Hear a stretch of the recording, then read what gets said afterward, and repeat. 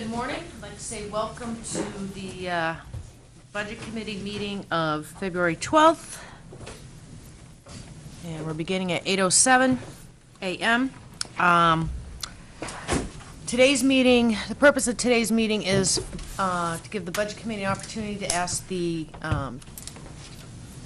department heads or the town side of the equation questions regarding anything that's on the budget, the warrant, and I know you guys have made some revisions since the last time we sat down. Ed, if you want to come up and just tell us what the changes are, that would be great. Thank you. Good morning.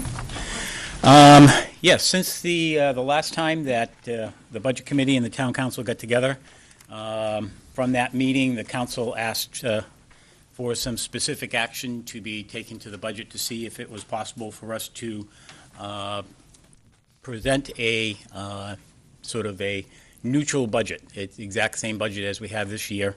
And I can tell you that the budget you have before you, which are the papers, the paperwork that you have at the present time that you've received reflects those changes.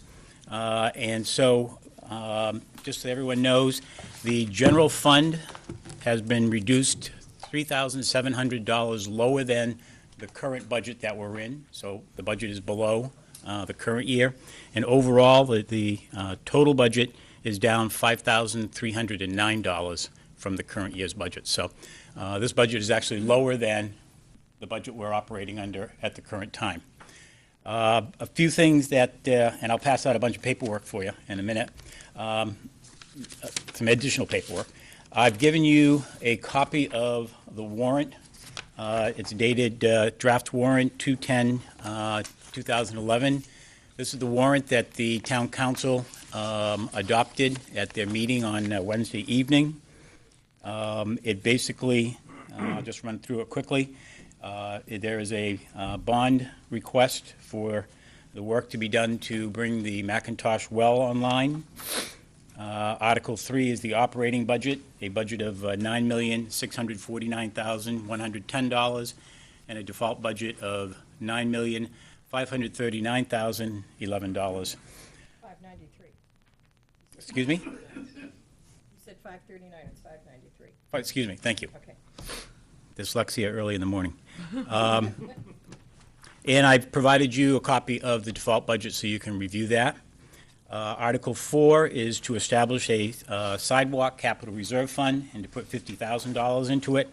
That is for the development of future sidewalks within the community, to expand them, to assist in providing safe routes, safe walking routes for kids to go to school, in addition to the general population to continue to walk around the community. We have quite the trail of sidewalks here, so it's a continuation of them. Article 5 is to establish a downtown TIF capital reserve fund. This is for the purposes of taking the excess captured revenue that we have in the account, put the balance of, put $1,056,117, which is the balance of the dollars that would be owed from 2013 to the end, and make the debt payments from that. So in effect, we could make the TIF district go away. So I just want to understand, so this fund would just take money and put it in another spot, and that money's purpose would be used just to pay down? The debt. The only purpose that it'll be used for. And then would the TIF be able to go away right away? Yes. And then We just close out whatever actions we have. We have some actions that we're recommending in the 2012 fiscal year, and then it can go away after that. So any new captured revenues would go Into the general fund. into the general fund? Yep. And that would be just, we have enough revenue in there, enough captured revenue to do this at once? Yes. And it's not- According to the record that Ms. Parnell has, we have $1,200,000 in that account. Can I just ask a question? If we could pay off the bond, why wouldn't we just do that? You can't. You can't do it. Oh, you can't? No, you Okay. still have to pay the interest and everything through the end of the year. Oh, so you might as well just, okay. I do have a question, though. Can I? Oh, By doing away with the downtown tip, what does that do to the mills coming online for captured revenue? If you don't have a tip, you, Nothing, everything just goes to the Then it town's counts. general assessed valuation. So- If you recall, last year, the council adopted a resolution that said we're going to take $30 million, I believe it was $30 million of the captured tax assessed value, captured assessed value of the community, and put it into the town's general assessed value so we could reduce the taxes, and that's what happened last year. We have a small amount that remained in there because we had debt payments and we wanted to potentially do some additional small things.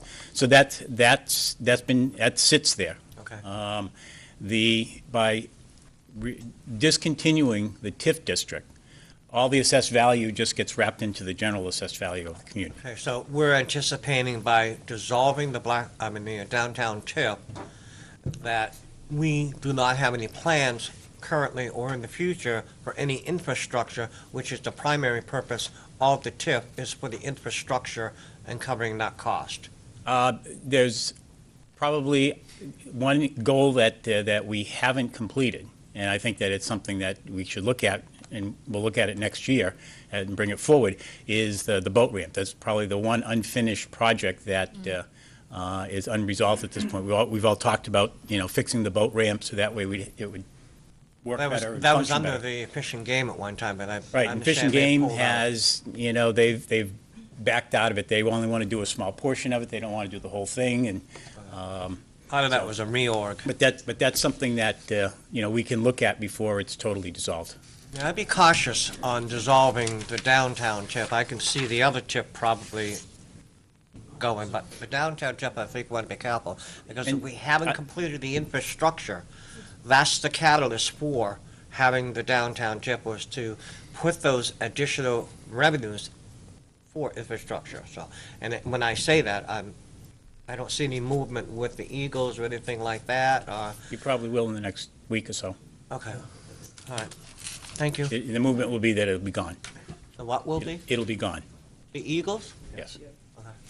Yeah, when this TIF proposal was brought to the council by Al Dixon many years ago, the concept was laid out. There were many naysayers about the whole process, but it was never, at that time anyways, decided that it would stay in perpetuity to have this lump sum of money to take care of what's downtown forever. It was to rehabilitate what was there and to pay off the bond of that process.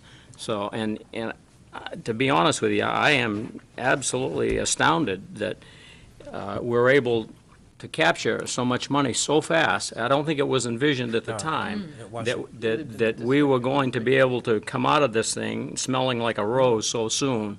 And what a positive thing it is for the community, and hopefully we'll spend that general fund money prudently and not just, squash it and Willy-nilly. make it a wash, but this is unbelievable as far as I'm concerned.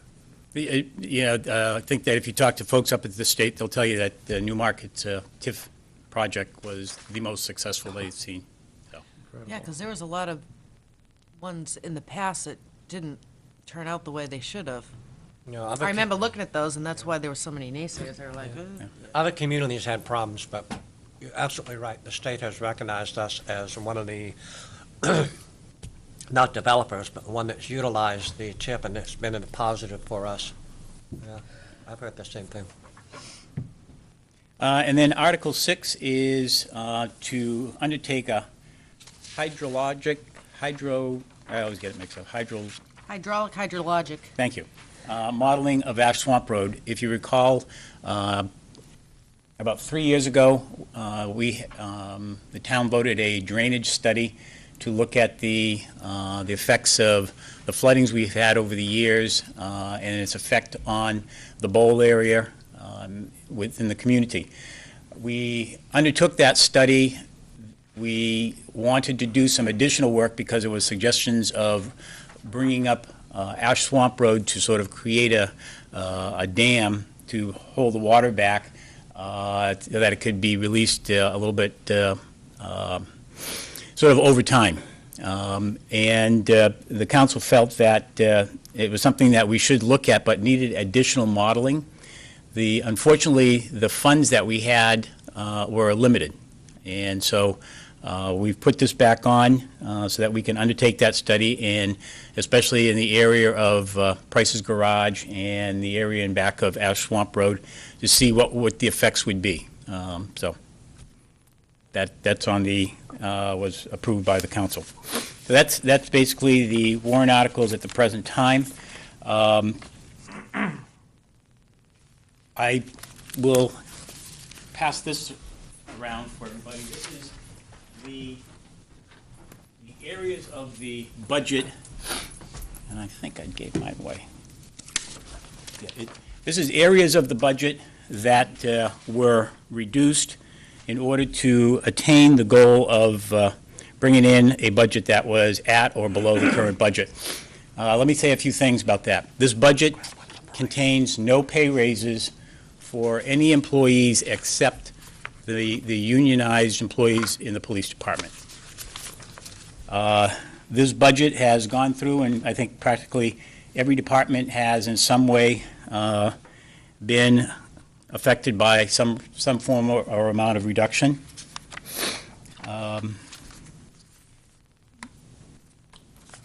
Basically, as we look at it, it's one that there's some hard choices made here, but we felt that it would be prudent at this point in time to take the actions. If you recall, about 3 budgets ago, we took the actions of reducing our capital improvements plan quite drastically, and this year we brought that back up. That was one of the areas that the council asked that it not be touched, because we need to start getting back into a slow development of funding that back to the goals that the community has set over time. But every other area of the budget pretty much has been reduced or affected in some way, as I said. I guess with that, I'd be happy to address any particular questions that folks gave. And the last piece that you have just remembered is you have a revenue estimate that was provided by Mr. Parnell. Roseanne? A question on the warrant articles, Ed. Yep. Are we going to put down at the bottom of each one, I see the tally's going to be there, but how that will affect the tax base, like 23 cents a thousand and so forth? I think that's important for the taxpayers to know how that's going to affect the bottom line. How it would affect the water. And also with anything that has to do, say, for instance, the Macintosh well, anything for the water.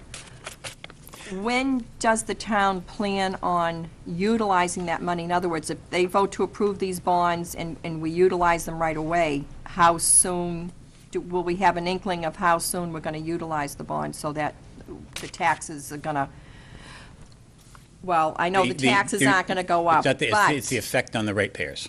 it won't be, but I remember Sean mentioning at a couple of meetings that some other communities, when they've improved the water and sewer treatment plant, that everyone in town got some type of an increase on it. And I'm wondering if that's not going to happen here. Correct. Okay. But I would like to see the dollar amount for the impact to the taxpayers. And I'd rather see $50,000 put into paving this year. I think you cut Rick by $150,000 for paving this year. Correct. I'd rather see that $50,000 for sidewalks that we've been doing without for the last 40 years to go into paving, because Well- I don't want to see the roads get to the point where we can't do them with oil going up. Well, by me standing here handing you all this information, it's now in your lap.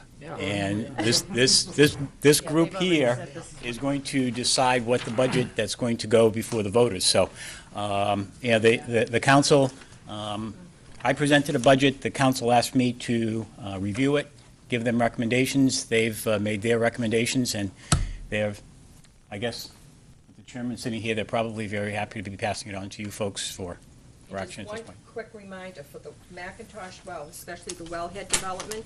Remember I mentioned a few times that George Merrill, who lives in New Road, his grandparents own that property. And he said that area floods like you can't believe, and he said to make sure all the components, electrical and everything, are above that high water table down there. That's- Because if not, you're gonna get contamination. I just didn't know, make sure your engineers know that, so we don't Yes, have to. they do. They're well aware Do of it. it. Okay, thanks. Larry? I had a question about process, and perhaps it's changed, and I'm not up to date on it.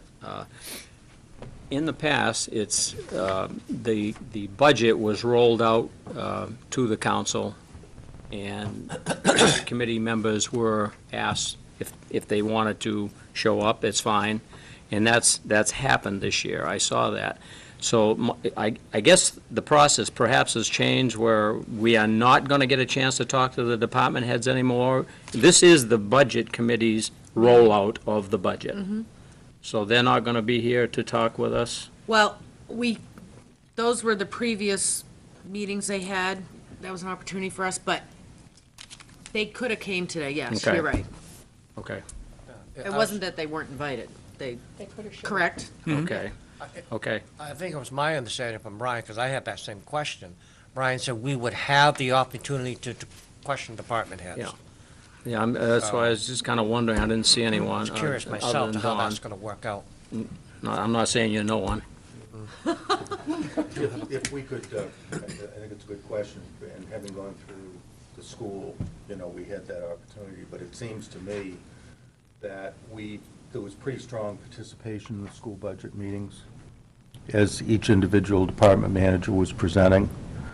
There were always a number of budget committee people there, and I don't believe there were many that participated during the development of this budget. So, and neither's right, neither's wrong, but all I can tell you as an observer, there was a lot of participation. But it's not a mandatory thing. I mean, you were invited to go, but it wasn't like it was your budget to be dealing with at that Right. point in time.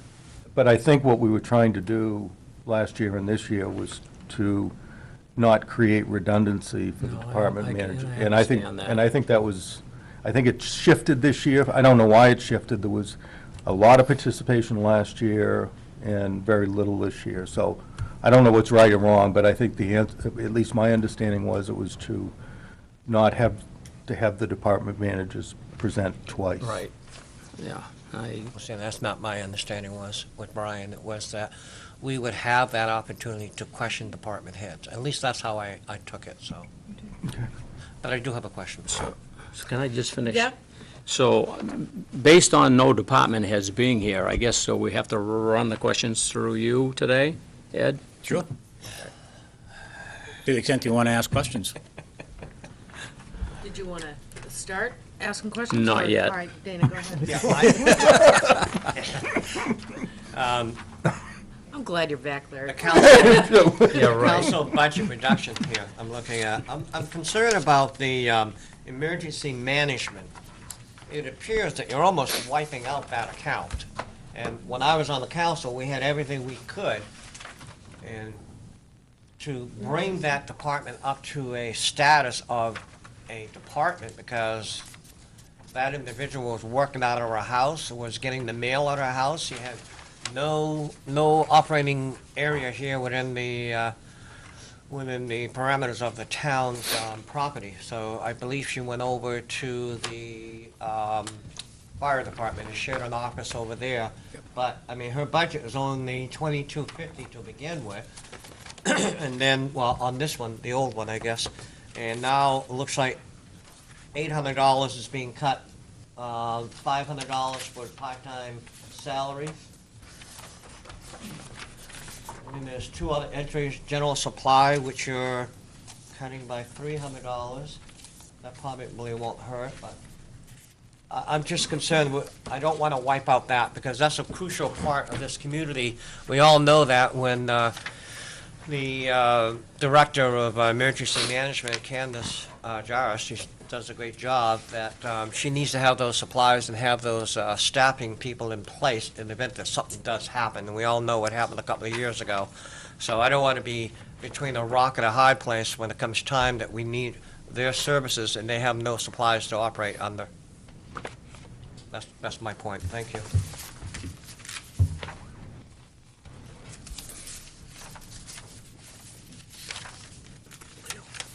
Leo, go ahead. The water and sewer now, I see there's a meeting coming up this week on water plan, whatever. Did I read that right? February 14th or something like that? Yes, that's part of the next Oh, meeting. yes, There's a- okay. There was a public hearing, the second public hearing on the water department goals. If you recall, I think you were the prime speaker at that, the first one that we had, Leo, was to put forth the recommendations for capital improvements that were developed by AECom. And the council was asking for feedback from the residents on that plan. There was one held last month, I believe it was, and so the council wanted to hold a second one to provide people the opportunity to provide additional feedback before they adopt them formally. So basically, the Macintosh well might be changed depending on input or whatever. No, the Macintosh well is probably I think without question, the number one goal of the town council to get that online. The components of that might change, though, Leo. Right. Yeah. Yes. I'm saying, I guess, is that the proper time to address the issues, or is this the proper time to address the issues of the Macintosh? I think that probably a discussion with the council would be the best place to have that type of feedback.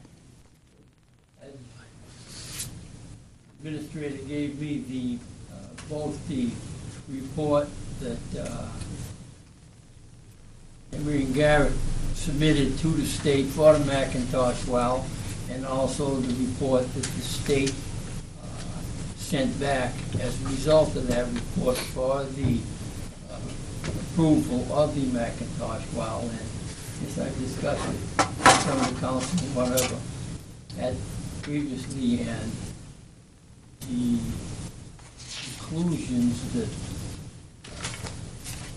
Emery and Garrett and state, a lot of places does not justify the data that had been submitted. And I guess that's, as I've been talking all along, I think $3.3 million is way greater than what is necessary based on the data that Garrett provided. And if you look at the data in these reports, that we believe we need the treatment that they're talking about. In fact, the only, in their 8-day and 51-day drawdown studies, the only criteria that does not meet for primary and secondary standards is manganese, and manganese is primarily a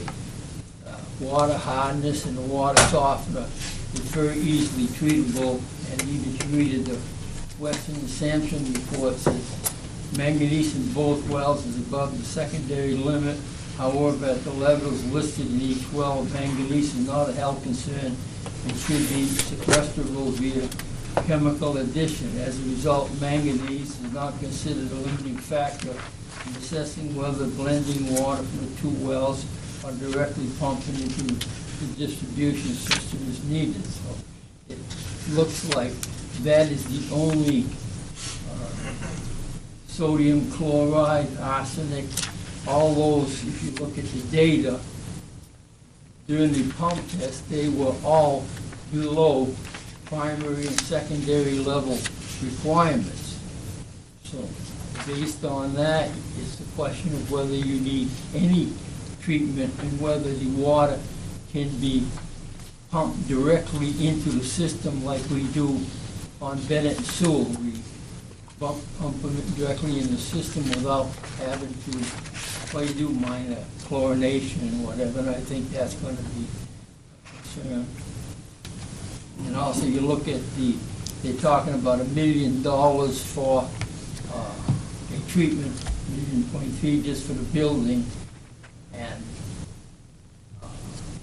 I guess if you look at the easement that we have with Macintosh, we do have the opportunity to site a 50 by 50 building on their property, part of our easement. And the question, I guess, whether we need to buy more property or whether we could treat it right on the easement as we are allowed. I just think this 3.3 million is 2.3 million too much, basically. I think we'll discuss it further, but I have concerns. Where is it in the warrant article?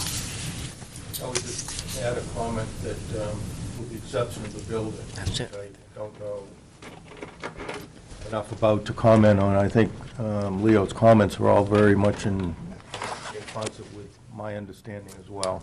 And I hope we would really get some good participation in the discussion about what we have to do, and versus what we want to do. And I think during the process, there's been some confusion on the council's part through the presentation about what has to be done versus what we would like to see done. So I support Leo's concern and comments, with the exception of the building, which I don't know anything about. So, I guess, just to summarize, you're saying that that bond, your feeling is that bond should be for about $1 million, a little more than $1 million? Well, I guess the question that hasn't been answered yet is, the question is that how much it would cost to put in a chemical addition to take care of the manganese problem. We don't have a number for that, but to me, it should be done in the same building that all your pumping and everything is going to be done in, and I don't know what the cost of that is. It doesn't seem significant, but I guess we shouldn't have that number to, how much room it's going to take in the building and how much it would cost to put that in. If you look at the 51-day pump data, the manganese started at a given level and it's been dropping, and it was continuing dropping at the end of the 51 days. It looks that if you pumped it, if it kept dropping the way that it had dropped over the 51 days, you will find that there's no treatment necessary after a period of time. So I guess that's the thing that I think has to be looked at further. I'm going to let Ed comment, Dana, and then I'll... Okay. Well, I don't disagree with what Leo is saying, but I don't necessarily agree with what Leo is saying. We had a gentleman from the state of New Hampshire who came down here, met with myself. Were you? Yeah, Al was present, Sean, Greg, and myself. And one of the things that he talked about was that, there are primary and there are secondary issues that have to be addressed. Arsenic is a primary. The manganese, sodium is our secondary issues that have to be addressed. And chloride. And chloride, if my recollection is correct, is one of those things that if we pump, even if we blend, which is taking water from the Bennett and the Sewell well and blend it with the Macintosh, it's still going to be relatively high within the system itself, to the point that we're going to have to provide notification to everybody that the chloride will have an effect on piping. People who have, salt-restricted diets, they need to be well aware of the fact that this may affect that. And it could have impact on your hot water heater or other types of water systems within your house that you may have. So those are the things that we're looking at. I'm going to provide to all of you a copy of the Weston and Sampson report. You can see for yourself the different, what they laid out there and what the costs are. And those are the recommendations, and that's what the council is working to come to a conclusion as to how to deal with the issue. Now, we have a $3.3 million bond issue. Even the council, when they discussed it the other night, they discussed it and said, do we really need 3.3? We probably don't, but that's the top of the appropriation that we would be allowed to utilize. council doesn't want to spend $3.3 million. The council wants to spend whatever money is necessary to bring the McIntosh well online and not have any problems. And that's the goal. And I'll make sure that whenever you have your next meeting, or we'll have that available for anybody to pick up on Monday, but I'll make the Weston and Sampson reports. You can see for yourself, and I would encourage you to come to the meeting. What, Yeah. is it this Wednesday? It's 6 o'clock on Wednesday, from 6 to 7 is a public hearing.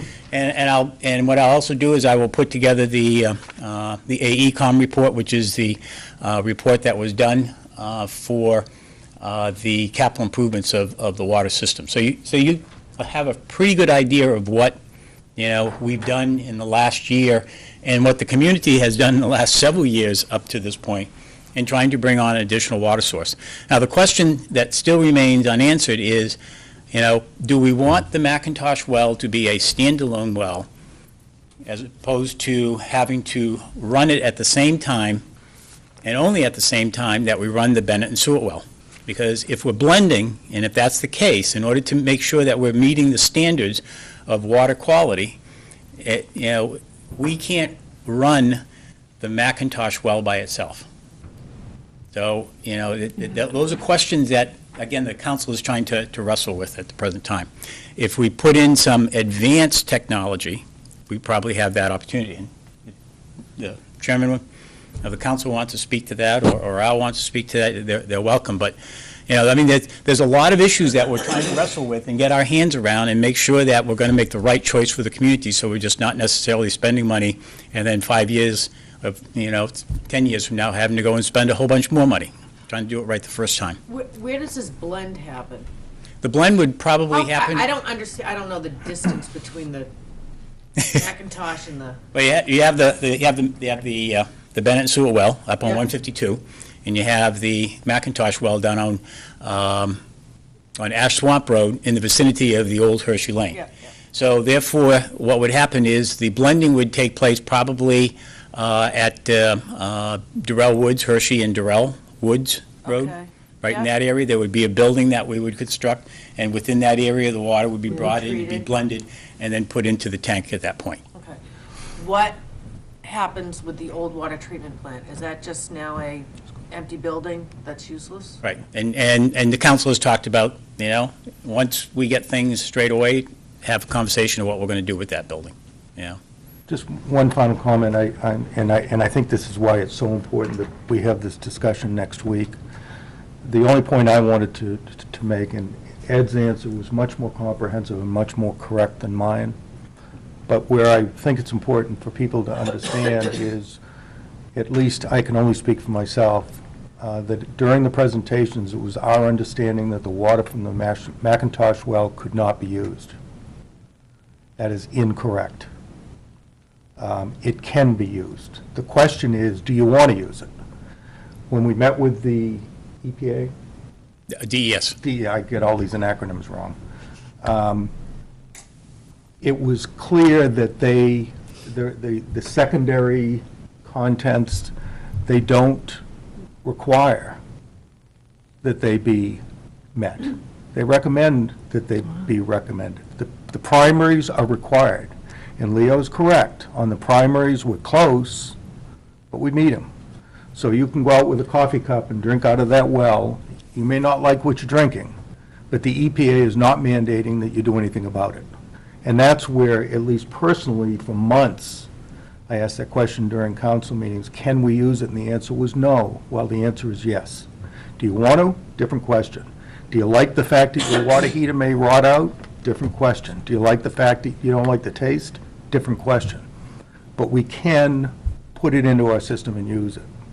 And that's why I think it's important for the community to say, do we want to risk our water heater in a water that may not taste well? That's our choice. But I don't think people ought to be misled to think that we have to do something, because we don't. We may have to, Ed's right. 3 years from now, they may come back and say, now you have to. But I think it's important for people to really get the facts and consider them. Yeah, I just want to, is there something users can put on their home that helps take that? Well, yeah, you can buy various water softening systems that would remove certain, I don't know, chemicals or additives or things, many residential, many residential owners who have wells, because of iron and manganese, they have a system in there, and, it's a matter of pouring salt in and stuff. You have to do some stuff, but it's a cost to the individual. All right, great. Dan, I'm sorry, go ahead. I guess what I want to do is start with what Leo was saying, that the bond is probably too high.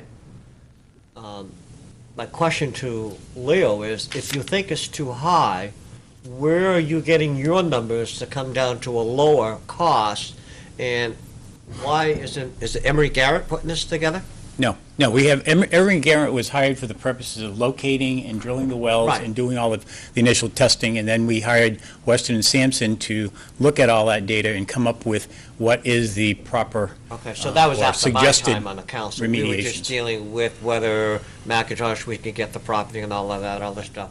So the question still is out there, is if, Leo, you're saying that's too high by X number factor, what do you think is reasonable, and how did you get to that conclusion that the engineers did not get? It's really a little different than what you're saying.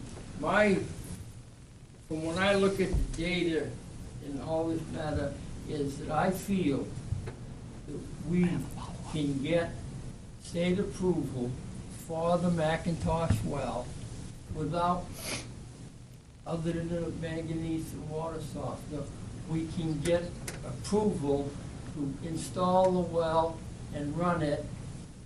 And I don't even, and I think, from what I can see, we don't need to do blending.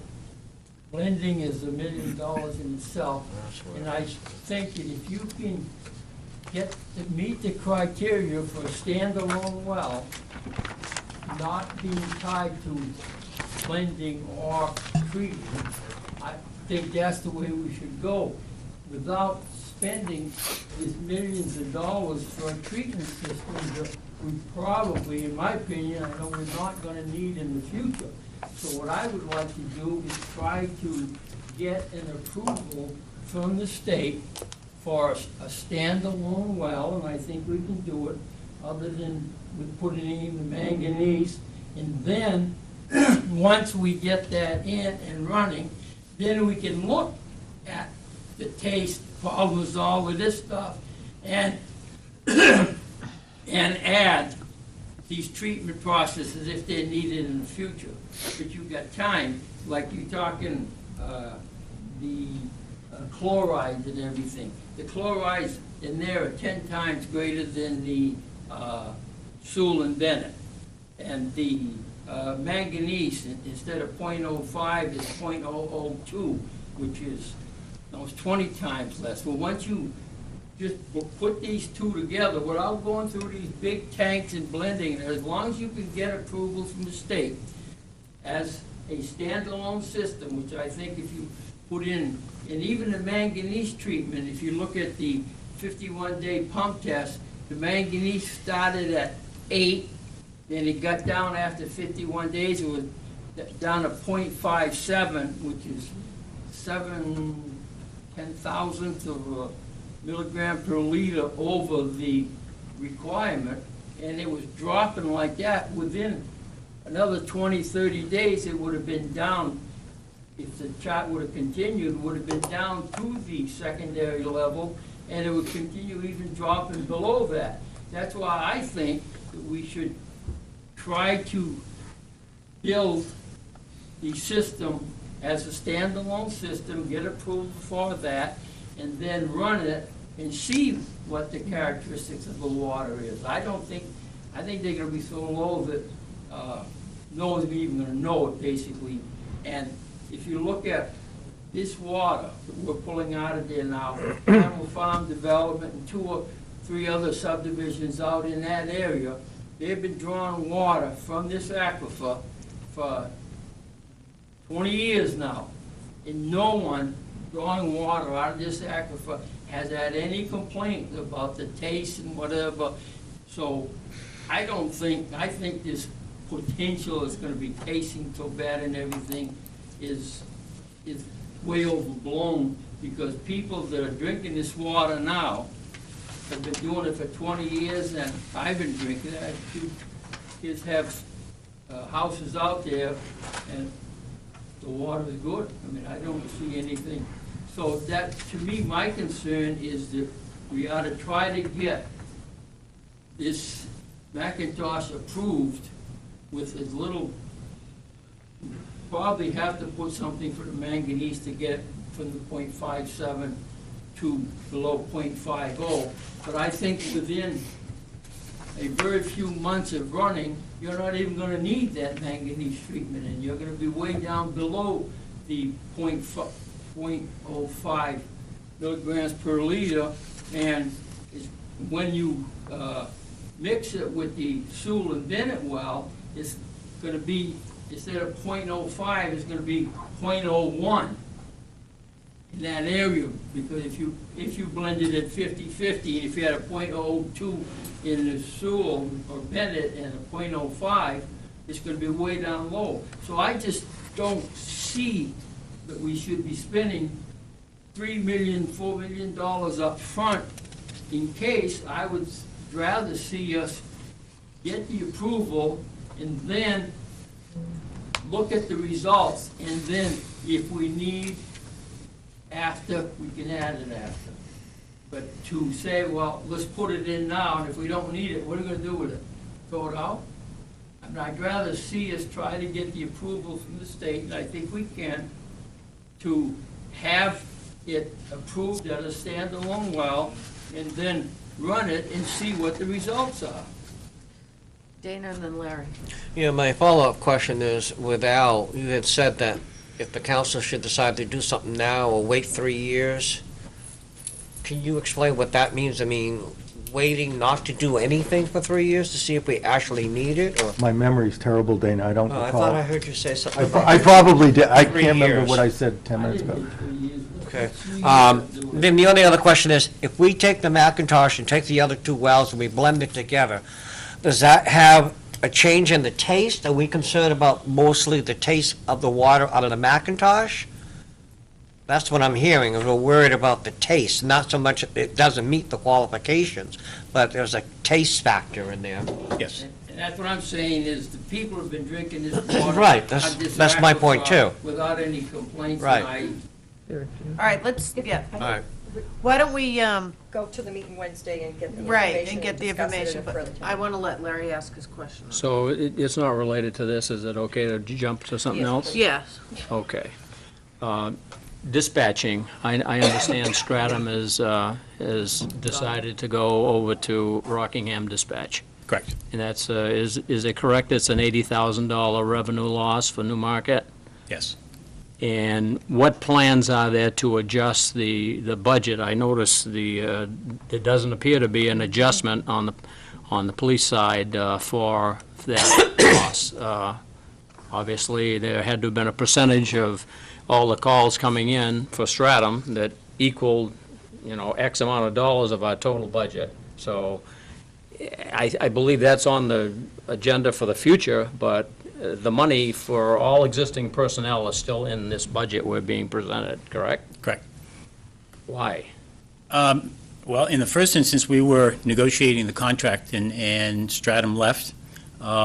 Secondly, as the chief of police pointed out when Chief Sear was before the budget and the council, he said that if Stratum was to leave, or even if Newfields was to leave, that we would continue to operate the department at the staff that we have, but that over time, through attrition, he would not fill spots. There are times where there is still, there's a lot of activity that goes on with Newfields, in Newmarket, and there are times where we still need to have a second dispatcher on board.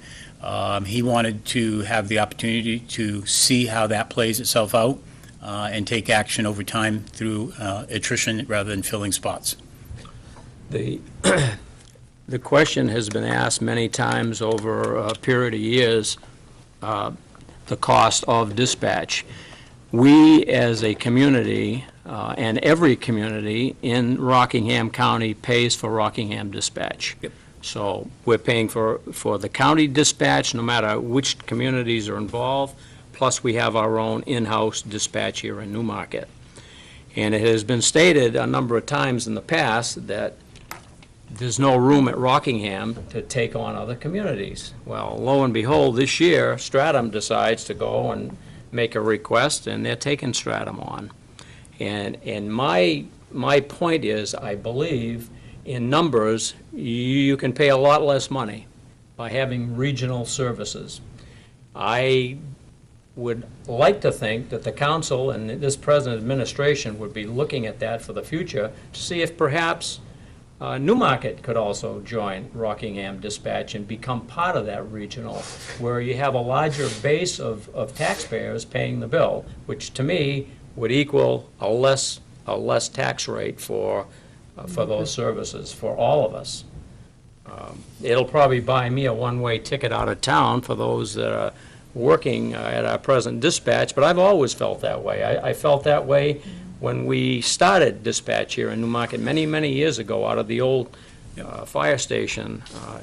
It was another department that was being formed, and we had to buy all this equipment, and I'm not saying for 1 second that this dispatch does a bad job, because I know they do a wonderful job. It does not matter where the phone rings to get help. As long as you can dial that number and get someone on that line, people are trained, whether they're in Concord, New Hampshire, or right here in Newmarket, New Hampshire, to get you the services that are necessary to help you out. So I don't know, I guess I'm throwing it out to Eric and to yourself. I'd like you to be looking at the possibility of at least discussing this in the future. I know once you build something, it's hard to take away. No one wants to lose anything if you got it in-house.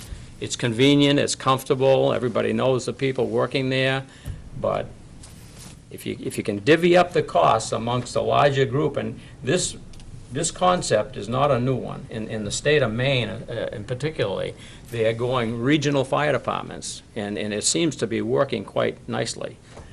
And you have a more of a tax base to absorb the costs, and more taxpayers to absorb the cost of running the operation.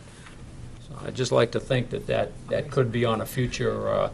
It has been brought up in the past, but no one's ever taken the ball and ran with it.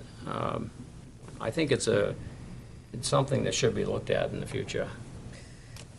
And just on the alternative side of what Larry's saying, but with the same purpose, you know, you hear all these stories about Rockingham being overburdened and they have so many towns.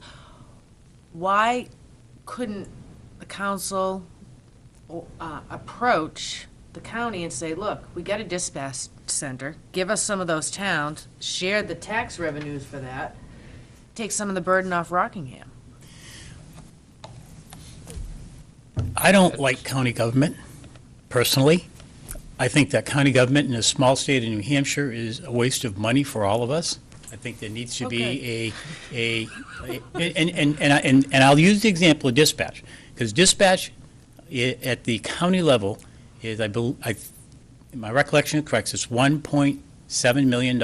It's gone up 17% on your tax bill, because that's what it's going to be.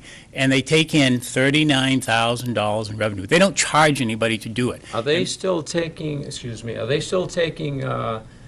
doing the services at the Manchester airport? Or? No, they don't. That's gone? The sheriff's department doesn't do that. The town of Londonderry Okay. Thank got you. it back, Yeah, I guess sorry, you yeah. could say. But my feeling is that if everybody's going to go to Rockingham County to have dispatching services, they ought to look at charging. I don't care how they do it, a per capita, per call, whatever it is. People should stop paying, because why should the town of Newmarket and the town of the city of Portsmouth and, not Stratham, but Seabrook and Salem have to be paying for people who don't want to pay money to have dispatch services? And I don't disagree with, Lorianne, with what you just said, but all we said to Stratham is, your share of the calls at the department are, I believe it was like 39%. And we gave them a fair and equitable offer for them to pay over the years, and they decided that that wasn't worth it. Now, I don't. I'm not criticizing that, by the way. No, I know where you're coming from. And I think we're on the same page, but I really think that the county needs to take a look and say, wait a minute, okay, if we're going to have this huge infrastructure here, you know something, we need to get some revenue to come back in, and so that way your tax bills are going to go down a little bit on the county side. You know, they do it in a bunch of, in other areas. Why not in that? You know, part of the reason, and you're absolutely right, Larry, 6 months ago, the sheriff's department says, we can't take anybody else on. But you know, the election came along and they got a new sheriff in town and he said, we're willing to take you. Come on over. Now, who knows what kind of stress there is. Beyond that, you know, the little things that dispatch does in Newmarket and the little things that Newmarket did for Stratham and we do for Newfields is that when you call the number, you got a voice, they could then get on the line, they could call the police officer. Those things don't happen anymore. You know, if you call dispatch, you're calling dispatch because, you know, you need somebody. Whereas in the past, and I was down in, perfect example, I was, I went to Planet Fitness one day, get out of my truck, shut the door, take 4 steps and said, oh my God, I left my keys in the car. So I called, you call the dispatch, Stratham, you get connected to Newmarket. Hey, could you send an officer over to such and such a location? They sent it. Now, that's not what they're going to do at the dispatch center at the sheriff's department. That was probably going to ring at the office at Stratham, and if there's not an officer there, it says, please leave a message, we'll get back in touch with you as soon as an officer returns to the station. You know, there's little things that we do. The basic core that we do really well. I think we've done it well. You know, I was here when we put dispatch in. I just think that the model needs to change, and that, I think if they started charging the different communities for dispatch servicing on the county level, we'd probably be having several people coming here and saying, we'd like to sign up. What are the chances of that happening? I intend to go to the county public hearing and ask that the county delegation consider coming up with a formula so that that all the residents of this county don't have to pay. And I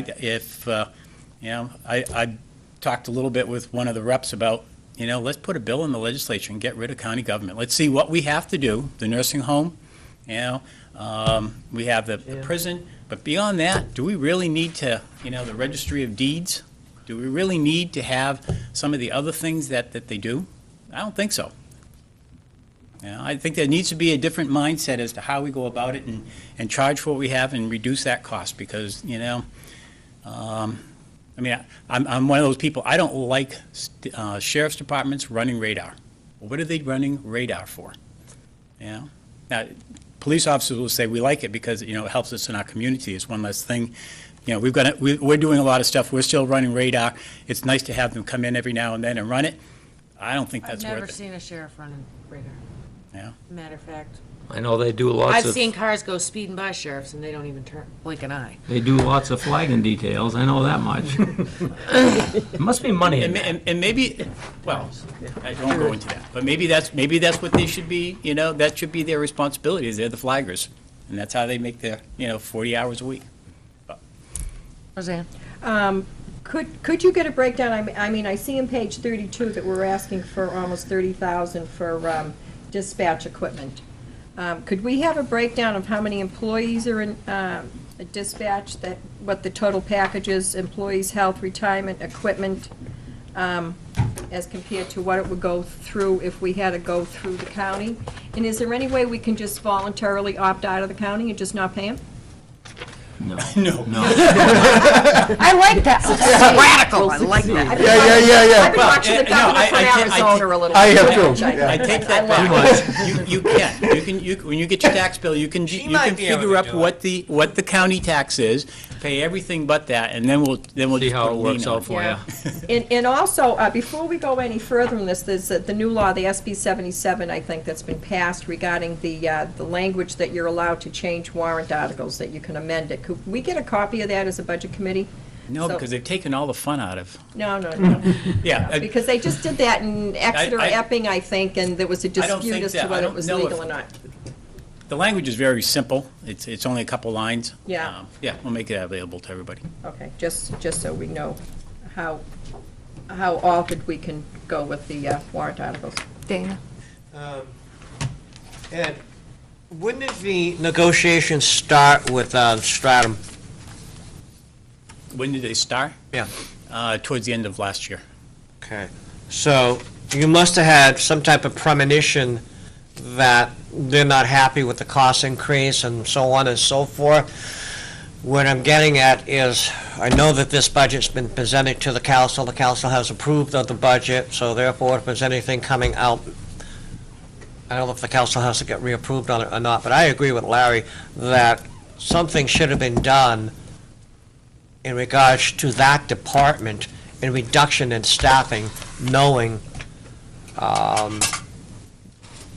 what you might have known. I don't know if you knew it back then or not, but I think some reduction, anticipation should have been put into the budget and say, look, if they don't come on board with us, this is what it's going to cost us. If they come on board, this is what it's going to cost us. And then you could pull out that amount of money because now we know that they're not coming on board. So I absolutely agree. I think there has to be a reduction in the staffing over there somewhere for cost saving. I mean, I see you're cutting, like I said, emergency management, you're cutting other areas. That's an area that's a given that they're not coming. They're not coming back on board with us, Stratum. So I think there has to be a reduction there. You can't sit there on that money and say, we'll look at it next year. In addition to that, the comment you made about the amount of calls that we service and all that, perhaps what we should have is a look at those numbers as a budget committee and look at that and say, okay, those numbers are this, those numbers are that. We need to look at everything. We need to look at the whole picture. So we're sitting here to a certain degree saying, cut on the dispatch side or police department side, but yet we have no statistics to show that you're trying to say to us, well, we really need to keep it because of this and because of that. Show us the numbers. That's what I'm asking for. We'll present the numbers, but the council's made their choices and. However, we could cut it though from Sure. the budget. Yes. But you Yep. can do That's whatever what you I'm want. saying, and I don't want to go there and cut something, Be more than happy to have the chief of police come in and give you an overview of. because I happen to see some value in having a dispatch. I mean, I've been there, I've talked to Kevin, I've talked to Rodney Collins, I've talked to them all. I can see what it does for the community. However, we got to look at it in the long term and say the dollars of which we're spending here to get this type of service versus the dollars we will spend here. And believe me, I think Rodney is right, and I think Kevin, Chief Sears is correct, that if we go to dispatch, our services may not be reduced, but they're going to be a lot slower, the response time. And that's what we're all thinking about, I think, right now. We want a response, and we want it. Roseanne and then Larry and then now. Don't, if we get a call into our dispatch, doesn't it automatically go up through the county some way? No. No, it just No. stays in-house. That's, The that would only be, call is 911 redundant. gets centralized and then shipped down to Yeah. the dispatch center. From the way my- Okay, way so I understand 911 it would go to works. county and then back down to It doesn't go to the Newmarket. county, it goes to, I think, Concord. it goes to Concord. the It all dispatch. goes Okay. to Concord, It and all then goes they to say, Concord. You know, they Any have to- 911s. Any 911, so our dispatch handling 911 basically is redundant because wherever they go to when you first dial can take care of the problem for you. No, I know, they switch it to. they switch it to your location. Right. So they would just, if we didn't have dispatch, they would just switch it like right to our firehouse where our Yeah, no, ambulances are.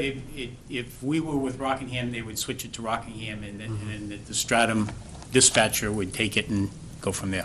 We go from there. And also, could we also get a comparison from a town in the area in regards to number of police officers and vehicles comparison to Dover? To 'Cause Dover? To Dover. I know it's not a comparison, but I've Yes. I've heard, Not it's much anyway. bigger, but I've heard numbers given to me by some people in town, and I want to be able to dispute that or confirm it or whatever. The amount of vehicles, type of vehicles, and the amount of police officers they have in Dover compared to us. So I can give them those answers. Thank you. Why not pick a Larry? town closer to our size? That's the exact reason. It's It's- All right. Because of that? because of that. Right. This is our budget now. I mean, it hasn't, I mean, this is not the opportune time to be given our number that goes on the warrant, but it's gone through the process. The department heads have presented to Ed. Ed has done his thing. He's gone to the council's reviewed it. The council now has given us their numbers. They also took a vote and said, we want a flat budget, same as last year, without cutting the CIP. Not telling Ed where to do it. And I don't think we have to either. No. I think collectively, we need to sit here and with our ears open and take it all in. And at the end of the day, we need to have our number, which we're going to have to do anyways.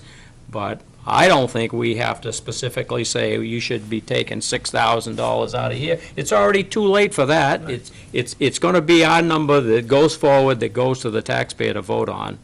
So that's all I have to say on that. Thank you. I'd just like to take this opportunity to think once again about the process, because it seems like what we tried to solve last year is getting us re-engaged in the same problem this year, because I got to be honest with you, I don't recall everything that Chief Seer said. We talked to him about staffing, and I can guess at what he said, and there was something about whether somebody takes 5 calls an hour or 4 calls an hour, you need the same number of people. He talked about quality of service. I mean, he talked about all of this, and I guess what I would like to focus on just for a moment is what would we like the procedure to be? Because we're back in the same predicament again in terms of getting detailed explanation from department heads. Do we want to go back to having the department heads here again and not attending the meetings, or do both, or it's more of a procedural question.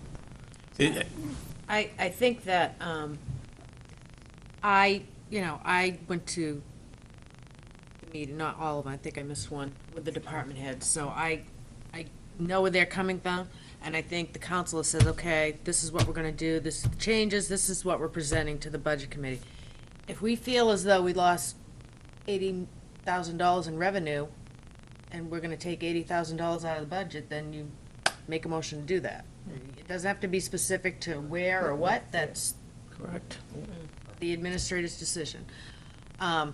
If you guys want more information, you guys know, I'm willing to set up another meeting. Is this, Whether you find it, everyone here finds it necessary or not, that's your decision to do you come. plan on this meeting being our only meeting? Yeah. Oh, no. No, I didn't say that. Oh, No. Oh, all right. I was saying, I hope not. I meant for department heads. Oh, I mean, okay. but department heads could have been here today, too. Right, right. Yeah. They're, as far as they're done, and understandably so, they've done their job. The council's blessed what they've presented or made their nicks and fixes, and then it's in our hands. So, But I think some of us didn't go to those meetings purposely. One, I had to work, and some of the other reasons were that we were told that we would have that opportunity here, so why be redundant? That's how I looked at it. well, it is redundant if they have to come back again when they already did it once. But my point was, it is redundant, but my point was we were told that we didn't have to just rely on the council and the department heads coming together, that we, as a budget committee, would have that opportunity also. I remember you asking. Okay, Yep. so. But right now, I'm fine with I mean, if Ed you- answering the questions and If it's specific Dawn just looking people, nice out there and Eric? if there's specific people you want to talk to, Yeah. I mean, I think that's a good thing. We say, Ed, we'd really like to hear from the chief again, we'd like to Yeah. hear from Rick, whatever. We have specific questions for them, but I would ask that you be prepared, come with those questions, so you get them answered, you get the information. Okay. So in conclusion, next year, we do want department managers here, or we don't? That's really where I'm trying to get to. I would like them here myself. Yes. Yeah, I think it's essential. Because we have to go round and round now. Ed has to take the questions. He's got to go to the department heads, get the answers. It might not be, someone might think of another answer at that meeting, and he's going to ask another one. I think it would be best, because he's going to be, spinning his wheels if we have the department head here, we can get all the answers right then and there. Larry? Again, it was not mandatory that budget committee members Right. Yep. come when the council was presenting the budget, Absolutely. so. That will mean, and I'm not trying to push it, I'm just trying to get to a conclusion. That'll mean, at least from my standpoint, I won't bother going to those meetings anymore, because I'm just gonna do it twice. Well, no, at that point, you might have Yeah. extra questions that you might have that you want to ask that department head again, and you would have more valuable information than us because you've been through it twice. You're an advantage. But as a matter of given schedule, I'm not gonna go through this thing Yeah. twice. Right. I'm not gonna sit and listen to, how much we're gonna pay for it. And he doesn't remember anyway. I don't so. remember anything. But exactly, but I- so you need to see it twice. Right, but I think that's fine. Publicly announced. But I think that's fine, then really, we're going back to what we did before, and then, Yeah. because I sat through 8 budget meetings that I won't sit through anymore. But this If the year- school decides to do But what this we're year, I doing. have to say, when the department heads were here, it was short and sweet. It wasn't long and drawn out. It was, Yeah. they were very efficient, they had everything ready, and it was, very quick. So I remember years past, it would go on, but this year it was very efficient. Larry, and then Judy, I'm sorry. I think this concept of inviting the budget committee to when the council rolls the budget out, or the administrator rolls the budget out for the council, is a fairly new concept. I don't remember any time it was ever voted on, or it's just there was a gesture, you folks are invited, if you'd like to come, please show up, if you can, we're glad to have you. And I know, sitting on this board, I went to many of those meetings myself, plus I sat here when it was being rolled out to the budget committee, and the department heads were here also. Yeah. And I understand, if I went the first time, why would I go the second time? But it is the budget committee's budget now, and It was, not only, Larry, was it encouraged during this last year to be there, we were encouraged to participate. Yeah. So we sat down, you couldn't tell a budget committee member from a town council member in terms of participation. That's gonna go. That's because I felt an obligation to go and to be at every one of those meetings. And if we're gonna do it twice, that obligate, and I have no opinion as to which way, I'm just trying to understand how folks would like to do it. Judy? Well, we had the opportunity in middle of January, and we're in 4 or 5 of us there, when the department heads, presented their budget, and Ed and everybody, to the council, and we were here, sitting over there where Leo is. And is it not possible to make that meeting, the meeting with all the department heads as a combined meeting? Sure. And we still have the opportunity to meet individually as a budget committee, with the information that we have from that meeting. We can still go back. I mean, I see some things that are in this final budget that we talked about at that meeting that are not there anymore. And if they were still there, I would have something to say about it. So if you can combine that meeting where we get all the information, because the department heads are gonna say the same thing twice, I like that better. That's where, and make that. that's where we changed from 3 to, Yes. you know what I'm saying? And just not because I don't want to drag out this discussion, it sounds like a process thing. I won't be here next year. My term's up in May. Right. Forever and ever. And so I think that's whoever the next chair is, or maybe at the end of this, before elections, you guys come up with a process and say, this is how we're going to do it. And, Should put something on Good the idea. agenda to do that. yeah. Yeah. Yeah, Good idea. Workshop it or something. yeah. All right. Leo? Two things, I guess. I forgot both of them. All right. No, we brought up at the CIP presented their recommendations to the council way back when. We had several issues. One of the issues, we have dodged the bullet a little bit on the sewage treatment plant, but we presented some data at the CIP presentation to the council And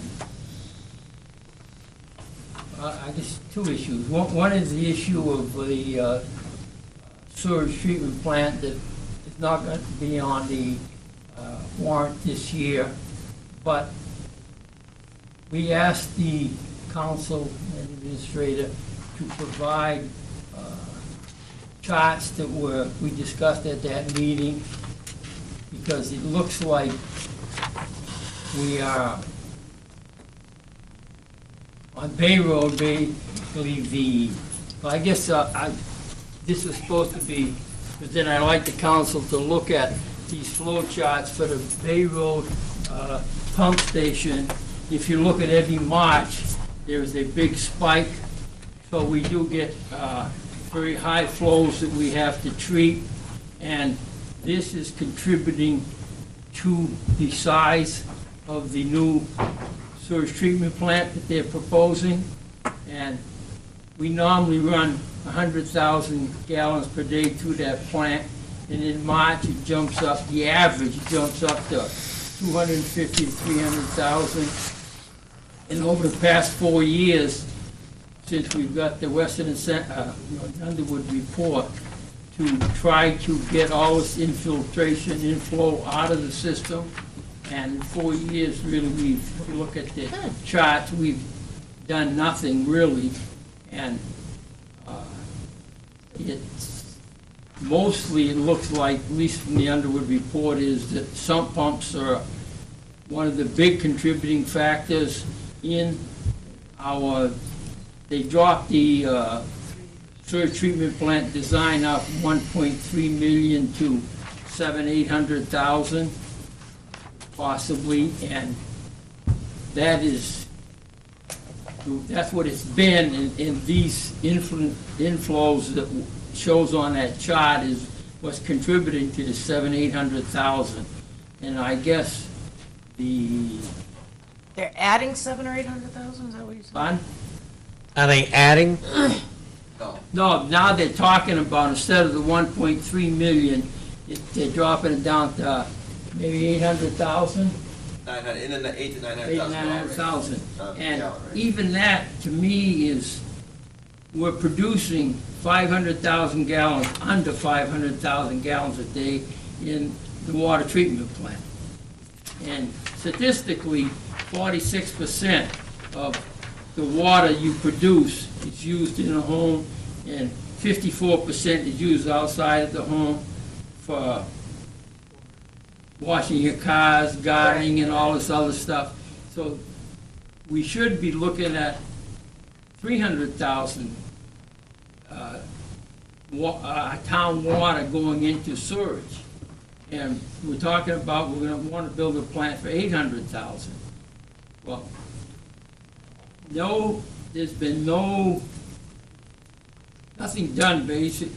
New Village, they started to get some of the sump pumps out of the system. But we've got hundreds of sump pumps in this town going into the system. Where I live on Packers Falls Road, I know where I live in, I mean, everyone had to have a sump pump. I mean, the water level was right up to the top of the ground. We dig a foundation, next morning, the water level will be right up to the top of the ground. So everyone had to. And all these sump pumps are going into our system all over town. And this was identified by Underwood 3-4 years ago. All right, can I hold you right, because Larry's going to leave, and he has one more question before he goes, and we'll hold that thought for a minute. I'm sorry about that. I want to address this to Dawn.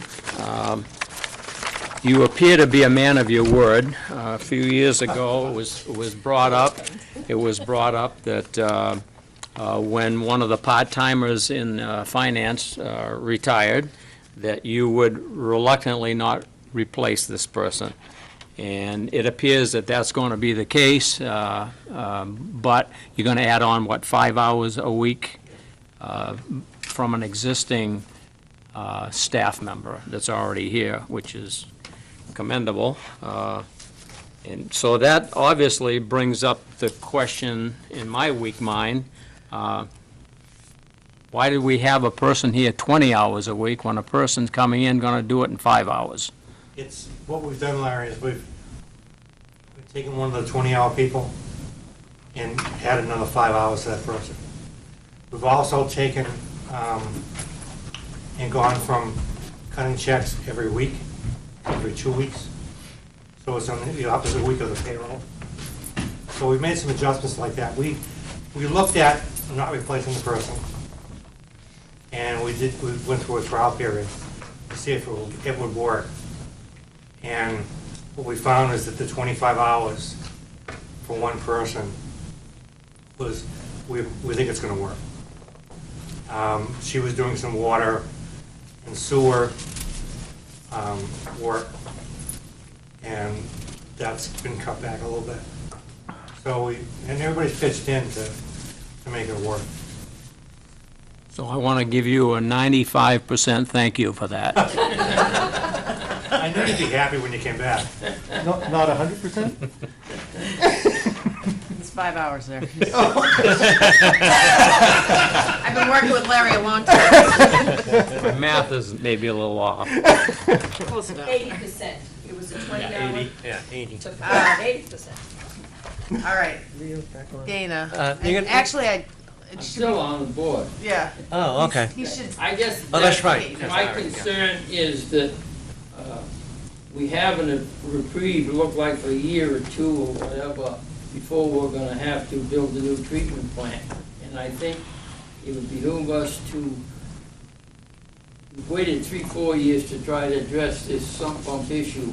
I think it should be addressed as soon as possible. And I know a lot of reluctance to do it because a lot of people are gonna get mad, let's face it. If they're told that, hey, no more dumping your groundwater into the sewer system, but I think it's important that we started it. I guess 4 years has been long enough to procrastinate on getting these, and it's not just a New Village issue, it's not just a Durham side.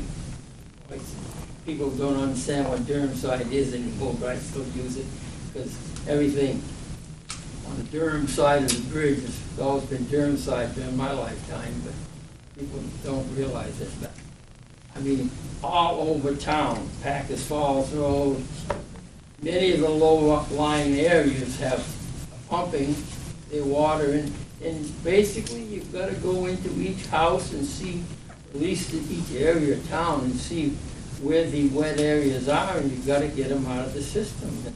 I think there's got to be a concerted effort immediately, if not sooner, to start addressing this issue, because this is going to be important. We've got a year or two to decide how much water we're going to have to be treated.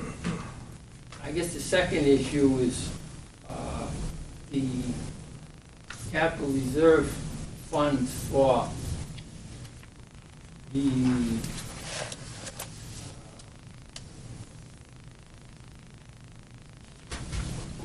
council had, the way the capital reserve now for the water is set up based on the 4 priorities that the CIP and the ACOM report delivered to the town, that came up to, if we did all 4 of these projects, we would need $385,000 a year to pay the bond on these 4 projects, while the town council is deliberating which, the feasibility of these 4 projects, and once they decide they're probably not gonna do some of these in the near future, whether that $385,000 capital reserve payment for this year was gonna be dropped. So is there going to, are you people still working on that and deciding whether you're gonna change that amount, or you just think you wanna continue that amount whether you do these 4 projects? Yeah, no, we're gonna have the public hearing again, Leo, and we're gonna, after the public hearing, we're gonna make some decisions on what we prioritize and what we really wanna do, and that number may go down. So there may be a change in this budgeted amount that you have in here now. Yes.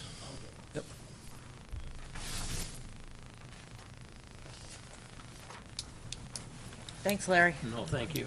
Thanks for having me. Thanks for wanting to come back. Our pleasure. All right, so Dana, you had your hand Yeah, up. I have just a question. This is probably for Ed or Don. Is it my understanding that we have somebody in the clerk's office doing water and sewer billing, and we have somebody up in your office doing the water and billing? We're doing all of that. You're doing all the billing. So what is that gal in the clerk's office doing for, she does some work for Andy Blaze. Well, it used to be Andy Blaze. I'm assuming that the gal in the clerk office, you mean the town clerk tax collector's office? Yeah, I don't mean specifically Okay. Becky or that stuff, but there's a gal in there that does, used to do, is it Sue? No, there is Terry, who works in Becky's office. She works primarily as the assistant to the assessor, takes care of the assessment files and things. And in addition to that, she does motor vehicle registrations, tax bills, things like that. So she has a dual function. Within Dawn's office is where all of the questions, inquiries, billing, abatements and things like that as it relates to water and sewer are handled up in that office. It always has been up there. It's So we been never had anyplace else. anybody at one time doing water and billing? At least not when I've been here. It may have been in the past, but Terry's always been, that's her, she's got a dual function within the town clerk's office. The girl upstairs does it, Sue. Sue does it All upstairs. right, in the I thought it finance. was So something. Sue only does water, sewer, and accounts payables at this point. Yeah. Is she the one that's going to get the additional 5 hours? Correct. I think maybe what you're referring to is the clerk's office does take cash. People come in and pay the Right. water and sewer. Oh, okay, maybe that's, So from that extent, yeah, there's a little bit of a water and sewer issue. okay. Yeah, no, I thought it was more extensive than that, but thank you. I have a question. Do you have what the percent increase of if all these articles pass is on the tax rate? Off the top of my head, no. Just on the bond issue for McIntosh, Yep. that has no effect on the tax. Right. The operating budget, obviously, is going down, so Yep. we see Zero increase. that probably the town's side of the ledger being the same.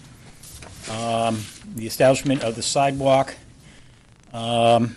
is $50,000, so for every $75,000, for every $750,000 that are raised over and above the previous year are $1 on the tax rate, so, but that's less than 10 cents. Yeah. Yeah, I was gonna say 5. The downtown TIF is a wash, and then the $50,000 would be the same thing. So you're talking 12 roughly cents. 18 cents? I 12 cents. Yeah, because the budget came in, they gave it to us, 11%. All right, Roseanne has a bunch of questions. Are we gonna be, talking about process, are we gonna be going over, because I went through all the blue sheets and I have like spring cleanup. I don't see anything, put aside here for spring cleanup. Every We're other gonna do it year. every other year, but isn't this? We didn't the do year it we're last doing year. We This didn't is do the it. year. This Yep, is, it's in the budget. In this year's budget. It it's is. not here on the spring cleanup. That's next year's budget. It's in this year's budget. Okay, Is thanks. that why you have all those questions? Yes, that's why. Okay. Like I said, Dawn, I need my eyes. And also the rec department, did they decrease? Because Jim wasn't sure at the last meeting when he was before the council if he was going to include Annalisa's position for a new position. Because I see the full-time employment's the same. Is he going to replace Annalisa? Yes, He is going to replace her. Okay. With a different position, slightly different. right. Lower level. Exactly. It's the operations manager has only one function, and that's to take care of handling of the funds that come into the department and several other things, but it's no longer tied with the summer camp or anything like that. Is it going to be a full-time position or part-time? You know? It's full-time, Yeah. but I think it's significantly less paid than Emily's. Right. Oh, significantly less pay. Okay. And then also the dump, you're increasing the hours at the dump. Are you adding another evening on? Or is it just for that one day? The thought is to add one evening during the week. During the week, yeah, Based because on- some people have a hard time getting there on Saturdays. We Yeah, I haven't just, decided exactly when it's gonna be, but it'll probably be Tuesday or Wednesday night. and the town council did cut, was it from 36 to 27 hours for the part-time employees for the public works in the summertime? In seasonal, we cut the number of weeks. The number of weeks, yeah. And that's within your budget, as you look through, and Yep. in the highway, roads and highways, I believe it is, you'll see that it says that so many, 2 employees for 40 hours for like 39 weeks, and then there's 2 employees for 40 hours for X weeks. Trying to look at it. And just a quick question, is Chimberg paying to himself to have the Eagles demolished? Yes. He's paying for that. I don't know why that relates to the budget, but Well, no, just, it was, I thought of it earlier, and I said, let me ask while I have a chance. And also, on page 36, the recreation field lights, $6,000. yes. Is that placed in any way, shape, or form under recreation, under revenue? Because Yes. they told us that they get paid back for that. Yes. So should it not be in here? No, they have to pay the bills. They have to pay the bills? Yeah, the money There's a line comes item into to pay the bills the rec, and money goes so out into of the the rec. general fund. Okay, and there was another question, I think, what the heck it was now. Recreation. Okay, let someone else, I'll think of it in a minute. Question. Dana? Yeah, question, very interesting. Now that Annalisa's position has been somewhat reevaluated, I don't want to say downgraded, but reevaluated, and you said it wasn't going to be involving the camp at all, who's going to handle the camp? Is that another position that's going to be created? Amy was here. Yes. Amy. They're specifically hiring an individual that will be for He the doesn't seem director to for agree the with that. camp program, and that's their only responsibility. It's a part-time position just for that period of time. So during the course of the year, who's going to handle Camp Camellia? Whatever that name is. That's not a town. It's not a town function. That's private. It's a private entity. So whoever they have hired to deal with that. Oh, I thought Annalisa was doing that. Well, It was she was supplemental. doing a lot of that, but that's not, we found out that's not a town. That's a separate 501c3 or whatever, separate corporation. And That's Right. that's the Not to first use I've heard town of that. employees for that. Interesting. Yep. Interesting. Okay, that's all I had. Thank you. We're gonna get to revenues. Ask your questions, Okay. Judith. Can we Revenues. also take a break at some point? I'm a little confused about these revenues. Yeah, I am too, actually. When I look at I'm trying to figure out, because real estate flow taxes chart, isn't yeah. carried forward. Rosie, where's the chart? So that gives, when you do the bottom of the bottom line, it doesn't. What do you mean it's not carried forward? Well, if you look at this on the blue sheet, Yeah, okay, if I'm reading this right, yeah, the last number we have on real estate revenues, anticipated revenues, right, is the actuals of FY11 to date. What The page? 16,000, First page. 369? Yeah, Okay, the top line. Top line. First entry. Top line, second packet. Right, right. because the real estate taxes aren't figured into your overall revenues. That's why they're not in there for this year. The real estate taxes are what you have to raise Right. based on your budget. It is not a revenue-producing line item. So if you look at the FY11 actuals and deduct the $16 million from the bottom line, it'll bring you down to where you should be.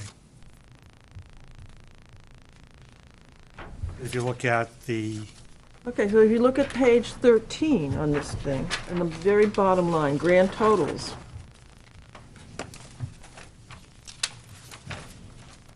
right, you'll see that, And the amount of the grand total is 5 million, the proposed grand total is 5,134,200.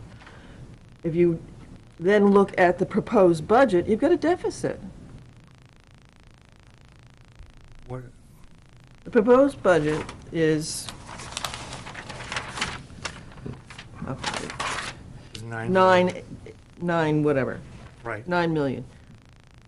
The revenue on this particular is 5 million plus. I think what you want to look at, Judy, is Where's the where do you make up the difference? it's on the tax line.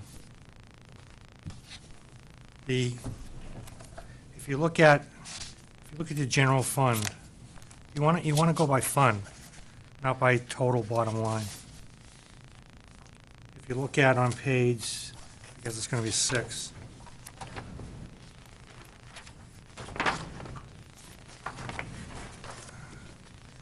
Is the difference like the capital reserve funds where you're, Well, I mean, if you go to the total bottom line, you're picking up the water and sewer, Right.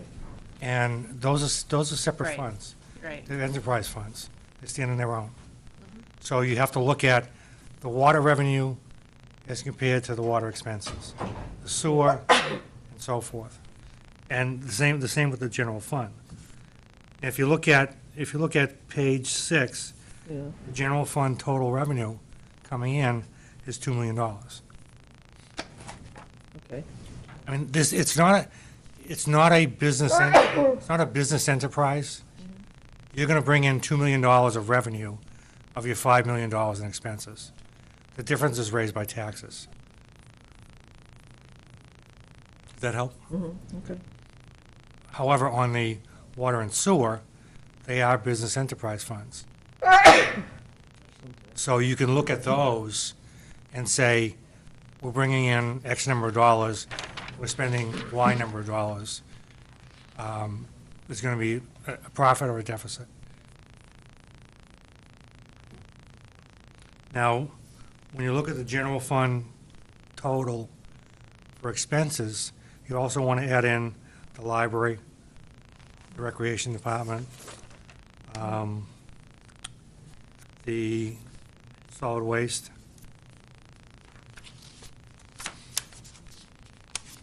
And those have some revenue with them also.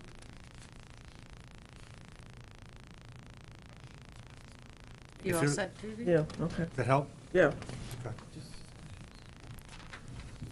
Roseanne, did you? I remember what my question was. I remember, I believe even Eric had asked it, but several times during the process, they have asked Jim Hilton from the rec department to give us a breakdown of his revenues of what he does and what he takes in. It's all over the place. And I believe he was asked a few times to give us a breakdown of his summer camp and so forth and so on as to what he expends. His bus trips, his bus trips really something that's making a good deal of money for us with the cost of gas and so forth. We don't have that breakdown here. And I know it's been asked for a couple of times. I think you're right. Huh? Yeah, I think you're, I I remember it Yeah, has been. we've asked 2 or 3 times. At least twice, I'm uh, sure. thought we got it, At but least I 3 don't. times. I think you're right. And, I'd like that breakdown of all those departments, you know, the senior center and, you know, Pretty much anything that has a revenue stream coming in, justification for those revenue streams at the levels at which they're coming in. I could be wrong, but I think the closest we got to that was, this one is profitable, this one, but, yeah, but how profitable? yeah, I don't recall, And I have yeah. offsets. If you go to your Is that the old budget book? book, The old one? no, there's no, we only This? operate on new stuff. No, no, he On means your this budget book, Yeah. okay, and you go to the recreation department, you should have I'm assuming you probably have this yellow piece of paper, well, white with yellow all over it. I'll give you a That was the moment to get to it. breakdown? Yeah, it's the breakdown of all of the He handed that out. the categories, and the difference from 2012 was being requested, and 2011, What category? Recreation's way near the back. Way in the back? it's at the back of Okay, the I book. find it, okay. Okay, so where are you now?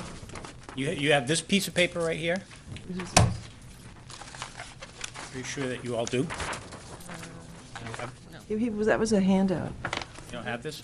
I do Okay. not have I that. have I'll- If you look at the difference, and I'll make a copy of it and get it to you before you leave today, so you have that. Jim's projected revenue for 2012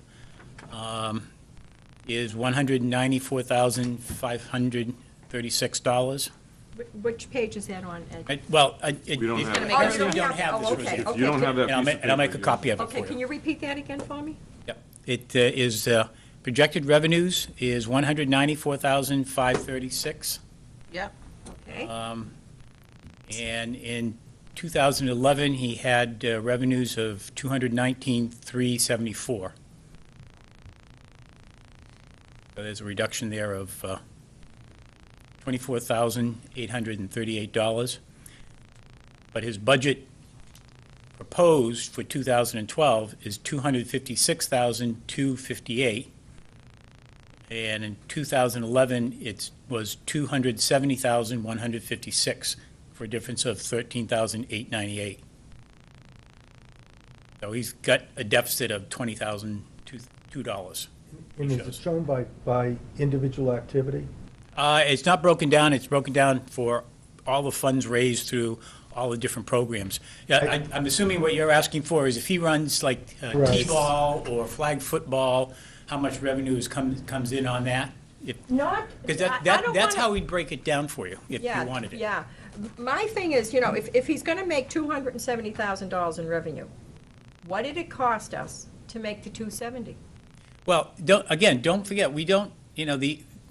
Employee We cost? don't include the employees' cost in that. What we are including in there, unless we're running a program, Taekwondo, or, Yeah. Zumba.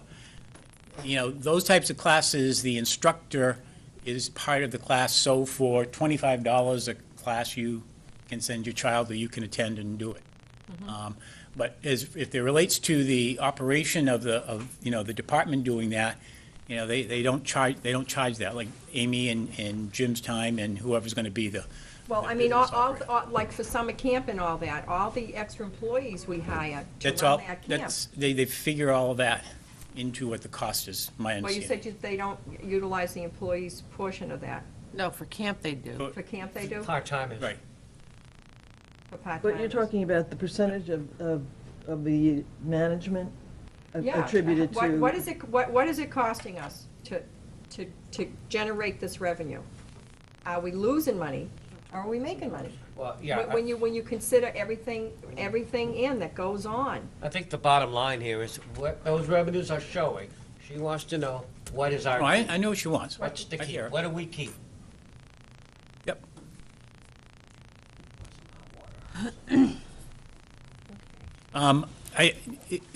Do you have any further questions, Roseanne?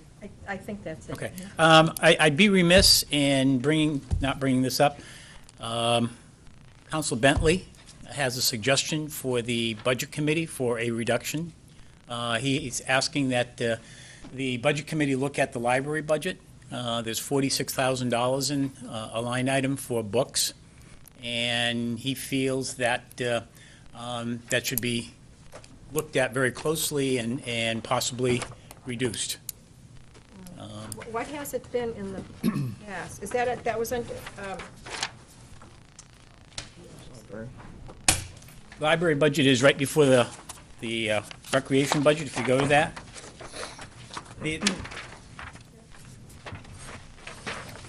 On page, will be page, are you on white? Yeah, you're on the white. yes, I'm in the white page, section okay. right at the moment. Let's see, oh, yeah, 40,000, okay, books, all right. What page is that, Ed? Sorry. It's page 53 in the white. I have page 53, is books and subscriptions, and there's a $40,000 item there. And Council Bentley, the council isn't allowed to dissect the library budget. The Budget Committee's responsibility to do that. It's on page 34 in the He's white. asked that, take a look at it and see, especially, today where ebooks are outselling paper copies of books. Maybe we want to look at that and be able to reduce it. And he didn't, to be clear, he didn't suggest cutting it. The council can't cut it, the council can't change it, can't add to it. He just wanted to make sure that the budget committee knew that that was something that he would like you to look at. Yep. As part of your review. Yep. And what, I was there when Sharon came to the meeting, and I don't believe any pertinent questions regarding that line item was asked of her at that There meeting. were. There were? I asked them. If you recall, during when we were putting the school budget together, the school reduced their books purchasing Yeah. expense by 40-something thousand dollars and enrolled in some kind of software delivery. I can't even remember what it was, and I asked Yeah. her at that time to please meet with the school and find out if the library could subscribe to the same service that the school is subscribing to, because it seems like if it was good for the school, perhaps it would be Yeah. good for the library as well.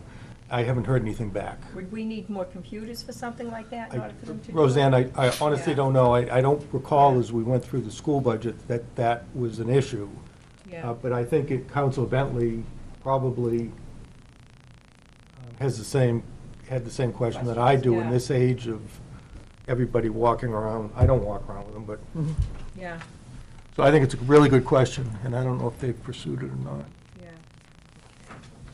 A lot of stuff that we request to be pursued or not being pursued. Yeah, when I was going over the budget with Sharon, we talked a little bit about, there's a lot of information, a lot of resources that she does, especially for people who are doing research and stuff, and it's online.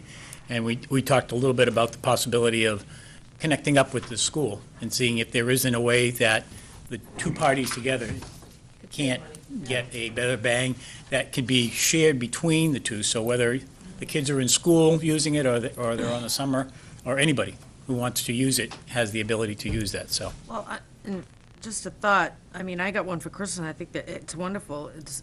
You can get 60 Kindles for $8,340, or $139, and they hold Skillions. skillions of books. You can take those out, like you would a book, and then there's more than one book on it. Or they don't leave the library and you use it in the library, but Yeah, but It sometimes you eliminates have shelf to take- space Yeah, but and- sometimes You have to subscribe to the software that's on that, though? no, we have Wi-Fi. You download it. Right. Wi-Fi is free. Yeah, and the library can, if you want a particular book for your Kindle or, your Nook or whatever, you can go to, the state library has huge volumes online.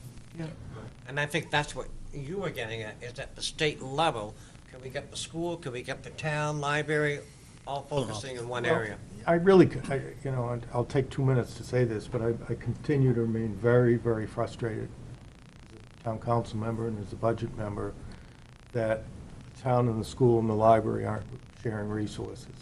And I've had discussions with the town and the school, and everybody, not everybody, most people appear to be very anxious to do it, to look at accounts payable and accounts receivables and payroll and purchasing and policies, why we have 40 town employees.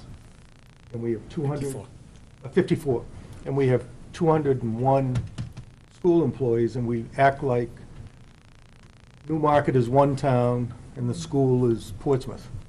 And I think it's absolutely absurd that it isn't a priority on everybody's part to start treating this 11,000-person town like a town and not like a bureaucracy. I think we have two finance departments separated by a 4-inch wall. They're doing payables on that side of the wall, and they're doing payables on that side of the wall. You gotta be careful, though, with that, because there is a separation of government. There is. Under this current form of There government. is, but there is not a requirement, and that excuse is not, I've investigated, that is. Not in all areas, I agree with you, but there is. I'm not talking about delivery of services. No, but I'm you're not- calling, combining services. That happens when you have a form of government that's a city form of government, which is what the previous administrator tried to do, was to bring the school and everything under one administrator. When you have this type of not home rule, but this type of form of government, you have those separations. I disagree. I think, Well, I'm just stating what the RSA is saying.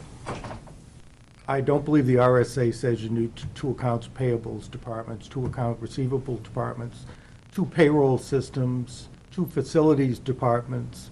It's like saying the school and the town have to have two fire departments. They don't. Right. And I've heard these excuses, but if you'll look, and I don't mean to No. providing excuse, but the town of Wayland has just put their whole, this is probably one of the hottest areas for consultants right now, where they're putting these departments together. It's like regionalized fire department, regionalized fire. Yeah. And Dispatch. I can tell you that, and I don't want to speak for him, but we've talked about it. He knows that we've got some really good opportunities to do it. And I think we've got two organizations that should be So in supported. other words, say payroll, so you could have one full-time person doing it, 50% of their pay would come from the school and 50% would come from the town, but they'd have that one computer, one software, and they can input everything. I'm not saying that's true, because I'm not an But it's expert on something that that. should be looked But into. the We should concept. very, very strongly look Yeah. at it. We have two phone systems. We have one phone system in the school. 2 insurance. We have 40, whatever he said, 52 employees covered by one health insurance program, and 200 employees covered by. No, they looked into that. They looked into that. If we included the town employees on the school portion, their insurance will go through the roof because But- of our public works. But Roseanne, it's coming out of the same taxpayer dollar.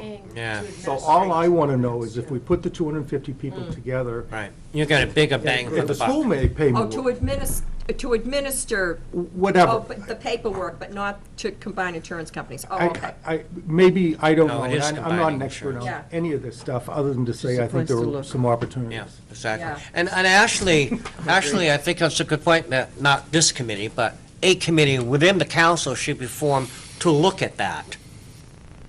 All areas. Yeah, I might even argue that this would be a great committee Yeah. to do that. I think the budget committee should do It's it. a budget committee. Yeah, Okay, then the budget committee should do it. they'll put that on the agenda. Well, Policy, process, and a committee to look into that. And zeroing up the administrative budget. Oh, I'm sorry, you just walked in. Okay. Are there any more questions specific, other than that, and this is what I'm hearing, and I'm ready to schedule another meeting. We need to hear what's gonna be said Wednesday night Yeah. regarding the water. So I would expect those people would attend that council meeting. It is this coming Wednesday. 6 o'clock. Starting at 6 o'clock. All right, from 6 to 7, and then another meeting, and specifically, I heard that, we had questions for Chief Sear and Jim Hilton, but do we want Rick here too? Well, that's a big department. Well, probably wouldn't be a bad idea. But I don't have any specific questions right now for him, but during the process, I mean, I'd like to go through the book, like you we know, did with from the the, first page. Yeah, And like we did with the whoever's school. there first, have them here first, and have the And that's- library Well, here. and- if I may, we can have everybody come marching through here again, if that's what you all want. We'll set up, but you guys need to at least establish a process, because I'm not going to have, but I'll do it. I'll have all the department heads sitting here, and then if they don't have a question that's asked, they go home at the end of the evening at 10 o'clock, and you all have another meeting and say, geez, I wanted to talk to Don. Can you bring Don back in? Oh, no. I thought the process that we had 2 years ago, and I'm going to reiterate, Al's frustration a little bit, worked really, really well. We got it all done. Everybody had their opportunity to ask all the questions they wanted. Council did their thing. The Budget Committee came in. You had a couple meetings. You talked about whether you liked or disliked different things, and made your motion. We went on from there. So, if I say to department heads, come in because they may ask you a question, they'll show up. But, they're. Well, let me just, and I agree with everything that's being said. I think Dana's wanting to talk to the chief reflects around that, based on conversation with Larry, not that, geez, maybe the council, or, the budget committee's gonna cut 80,000 out of the budget to make up the, but Dana doesn't wanna do it without specifically having, so. information, yeah. I think that's valid. I don't want to call Rick in and say, maybe we'll have some questions for you. I mean, we've had opportunities. We've been looking at this budget for a couple weeks now, and the council's blessed what they've given to us. It's our job now to say, okay, yeah, we want to take another, I don't know, Whatever. whatever, 100,000 off, or we want to put 100,000 in. I mean, it's our decision at this point. And with the recreation department, Roseanne, I think you want information to see, okay, are these programs paying for themselves, and it's only costing us actually 20,000 a year for a rec department, well, that's great, but if it's costing us 200,000 a year, that's a problem. Yeah. So, you want that information. But really, out of everything I've heard today, other than process and, Committee. forming a committee to make happen the consolidation of services, I haven't really heard any other things about that. Did I summarize that, Drew has a question. Drew? I think you did do a good job summarizing. I would say in an effort to keep the process reasonable I would say it's incumbent upon the Budget Committee to come up with specific requests of department heads that we can provide ahead of time, ideally, so that those department heads, when they come to the next meeting, whatever the next meeting is, know what question they're going to be answering, and the appropriate ones are here. That way, we don't have anyone here who doesn't need to be here, and everyone who's here knows what's being asked of them. Yeah, and it might That's pretty just, straightforward. it might just be we can ask you a question to ask them and not have to bring them in. And that's reasonable. Yeah. I think what happened this time, Lori Ann, was the fact that we were told that we really didn't have to go to the council meeting with the Budget Committee. That was up to us. Where in the past, it was pretty much, this is your only opportunity to ask the questions as a group. And I think that's how I see it. Because in the past, it was always, you really should be there, so we don't have to have the department heads come in twice.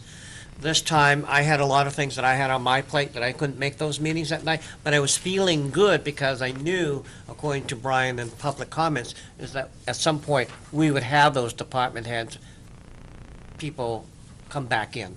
That's why. So what I'd like to propose is that we continue, should we continue, or just, I was gonna say, continue this meeting to February 22nd, which is a Tuesday night. That way we would have had that meeting for the council with the water. Yep. But I don't know if I don't think there's a planning board meeting on the third Tuesday, right? No, fourth Tuesday, no. Right now, there's a planning board meeting scheduled for this coming week. So there's not one. Said it may not happen, but there may be something on the agenda that we need to meet. Okay. So, but the 22nd, Somebody was calling to inform us. Councilor Chambers? Who is this? Oh, okay, thank you. Bye. Is Chris downstairs saying the ZBA is meeting Tuesday night? the 22nd? They always meet on the Monday. Yeah. Well, that Monday before is a holiday. Yeah. Holiday. All right, what about, I had a question. wait a minute, I'm still trying to schedule a meeting. How about Thursday, the 24th?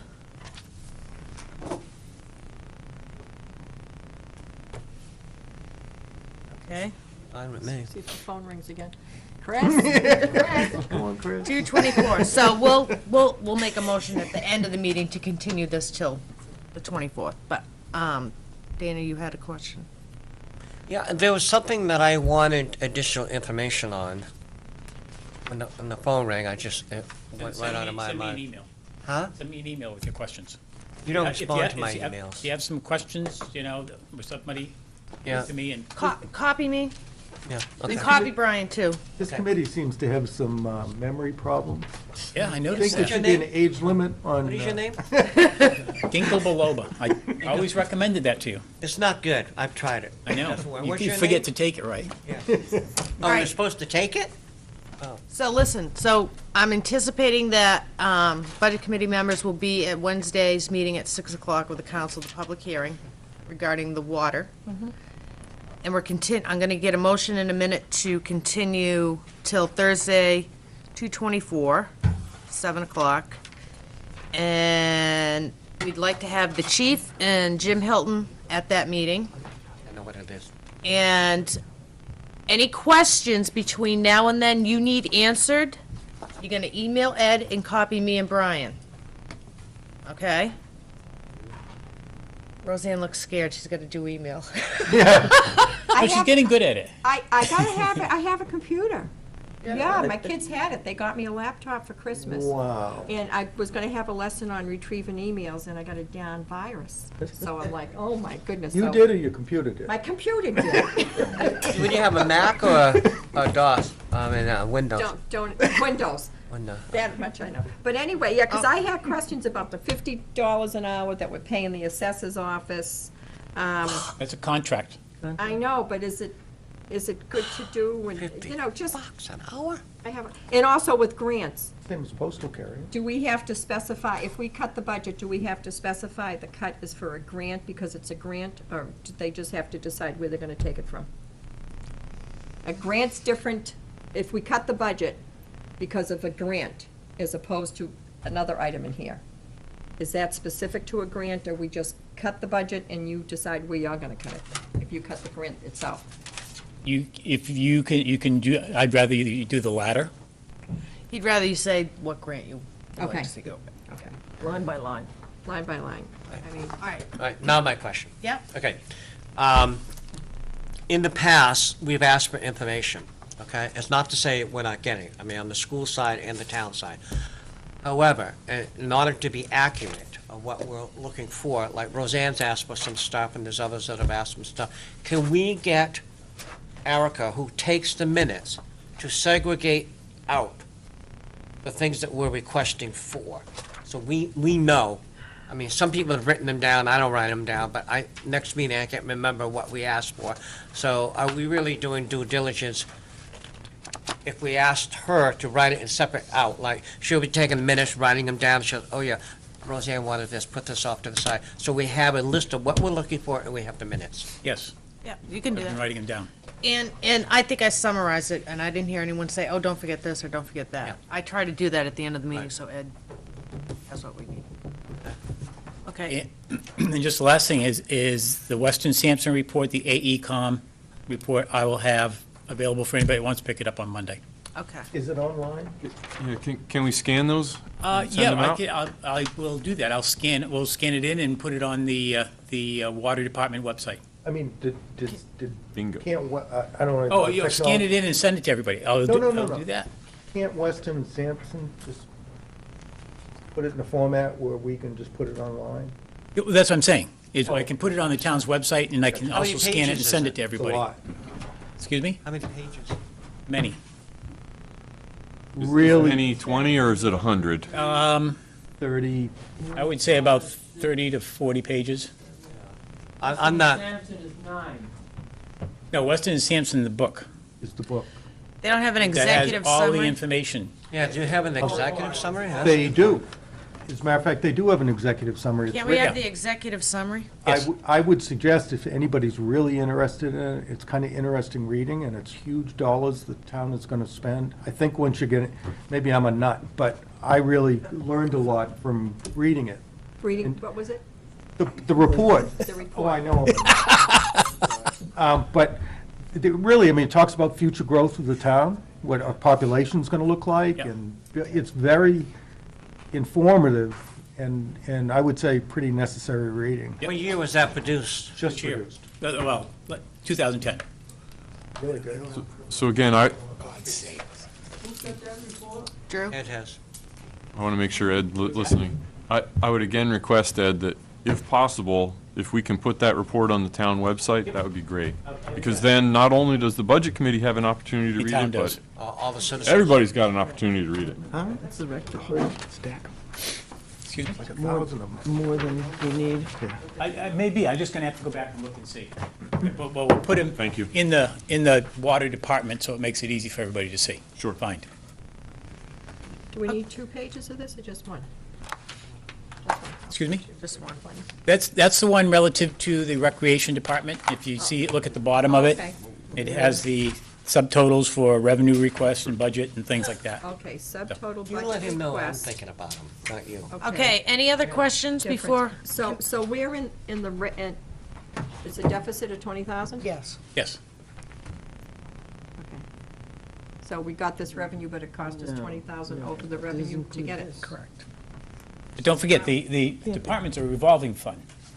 So it means that it's a revolving fund that where plus money goes in and this, right? the expenses are covered under gonna be that. So added they into may have Yeah, it's 20,000. they may have $50,000 in revenue sitting there, though, even though it's a So basically, $20,000 it's, deficit, they still have funds to cover that. $70,000. Basically, it's a Right, snapshot right. in Well, it's time, this. the moment they did Yeah, This that. plus right, the plus the 20. 20. Can we get a Right. report on that? Just like, this is kind of accounting like a business versus accounting like a town. Yeah, On that handout that you just gave us, am I Yes. correct in concluding that there's a $170,000 deficit? Yeah. Operating deficit? 170,000. If I take the Full-time. 153 salaries and the $20,000 deficit, so it's $173,000 to run the rec department. See, that's Is that right? That's about right, yeah. Yeah. yeah. There's two components. just from this. One is the revenue they bring in, Yep, and the other is the revenue town gives them to run. Right. but we've got salaries 153 Yeah. and a deficit of 20 On program. on Well, program, so it costs us $173,000 to run the rec department.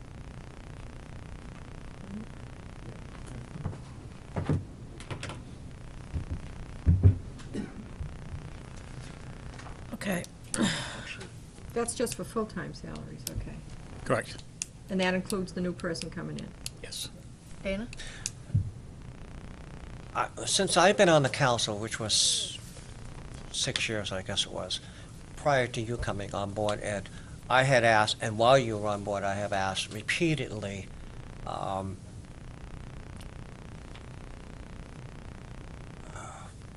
I just had that whole train of thought, and it just went just like that. Motion to adjourn. Oh, I know what it This, was. this board has some serious issues. I know, Y'all need to be taking fish oil. I know three people that should be sitting together. And maybe between the three of us, we can get our questions out there. It was with the rec department and the budgeting of it all. Oh, I know, okay. At some point, we had talked about, and I know Jim Hilton agreed to it. He said it could be done. It would be over a period of time, but it could be done. I would like to see the rec department self-sufficient. They pay for the programs in which they initiate. The revenues coming in pay for those programs. I had said to Jim, I would not disagree in order to help the rec department achieve that goal to pay the salaries of the staff for a period of maybe 1 or 2 years rather than have them hit all at once. But that rec department, in my opinion, should be self-sufficient. Very little should be coming from the town. Because if these people are paying for the programs, and they should be paying the full price of the program as opposed to a reduced price and let the town pick up the difference or whatever it doesn't collect in monies to pay for the trip or something like that. I mean, I really do. I've strongly said this way back 6 years ago, that it should be self-sufficient, and agree with Al that a lot of what the community is doing should be shared services or something like that, you know, like other things we do. So I would agree. If you think this committee is the committee to form a subcommittee to look at those things, then sign me up. I am a newbie here, and I am in no position to my outburst about the budget committee was emotional. I don't know whether this is the right committee at all to do. Wow. I'm Wherever ju- it should go. I mean, that's the first emotional outburst I I've had, know. but I mean, it's, Exactly. I don't know what the right one is, but I think there's a lot of low-hanging fruit, Yeah. and all I'm trying to do, Dana, is to keep it in the public eye, but I am not the guy to, I did suggest, I withdraw my Well, I will. suggestion. Okay, all right, well, Jim's gonna be at that Combining a meeting. We All can right. ask him what progress has been made, because maybe we're just not seeing it. Yeah. Maybe You his need work a has. history of what this looked like Right, for the last 2 years. right. Yeah. a Yeah. history Leo? of that. The comment that Jim has made all along is If they do that, raise their rates that much, the programs are gonna die. Yeah. That's what his answer has been all along, is that if you make it so it's not affordable, a lot of people, summer camp and all these other things, if you make the rates to participate so high, that I mean, you double your rates, but you lose half your students or your participation. applicants, you don't gain anything, and they're trying to balance the line between what rates are feasible for most people in order to do it, and if they raise the rates too high, they're not gonna increase revenue, they're just gonna drop participation. The same thing has come up on the summer programs and everything. How much can we raise without everybody saying we can't afford it? Yeah, but you can do a sliding scale, so parents who can't Well, afford it, I I mean, know, if there's- you right. have a kid in the summer Yeah. camp and you're paying for a whole 7 weeks of what this two working parents would have to pay for All I'm 1 week saying, of a his answer babysitter. has been all along has to be is that fair. But her if you point, raise the prices too high. we you're not understand gonna that, get Leo. greater revenue. Then maybe you shouldn't run the program. Because the taxpayers should not pick up the We should- difference we on should that. be- We're we already should- taking it up by supporting them. All right, I'm gonna reel this in, and, That's if, his answer. if that's, I know it's the answer. It's been if the that's same. the way you feel, then you need to, when it comes time to sit down and, at the public hearing after we hear from the public, if you guys wanna make the motions You gotta walk the appropriate, walk, folks, at that's the right. meeting. so. And that shouldn't come as a surprise, that should be stated at the public hearing that that's an intention of yours or whoever's, Yeah. is I've been that's what you saying wanna that do. for 4 years. So, can I have a motion to continue this to, So move. February 24th, 7 o'clock. 7 o'clock at the So moved. council chambers? Thank you, Dana, second. Second. Thank you, Al. I thought we were here until 4. All those in favor, say aye. Aye. Aye. Aye. Aye. All right.